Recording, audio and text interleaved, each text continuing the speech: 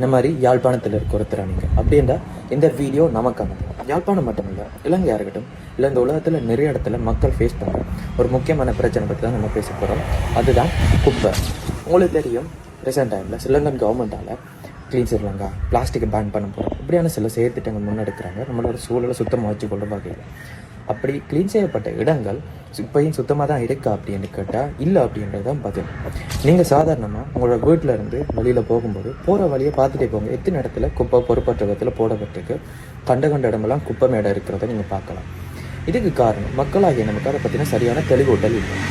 நம்மளை பொறுத்த வரைக்கும் நம்மளோட வீட்டு மட்டிலையோ இல்லை வணிக வளாகத்தையோ தான் இந்த குப்பையை ஏதோ ஒரு ரோட்டோரத்தில் கொண்டு கொட்டிட்டோம்னா நம்மளோட வேலை முடிஞ்சது, நம்ம சுத்தமாக இருக்க முடியும் நினைச்சிட்ருக்கோம். ஆனால் இதால் இந்த சூழல் எந்த அளவில் மாசுபடுது அப்படின்றத நம்ம யாரும் யோசிக்கிறதே இல்லை. ஸோ என்னதான் இலங்கை முழுவதும் ஒரு குப்பையுமே இல்லாமல் ஒரே நாளில் க்ளீன் பண்ணினாலும் இந்த பிரச்சனை இதே நிலைமையில தான் ஒரே கிழமையில் வந்து நிற்கும் அப்படின்றதுல எந்த ஒரு மாற்று கருத்துமே இல்லை. ஸோ எங்களால் முடிஞ்ச சில தெளிவுகளை மக்கள்கிட்ட கொண்டு போய் சேர்க்கலாம்னு இருக்கோம்.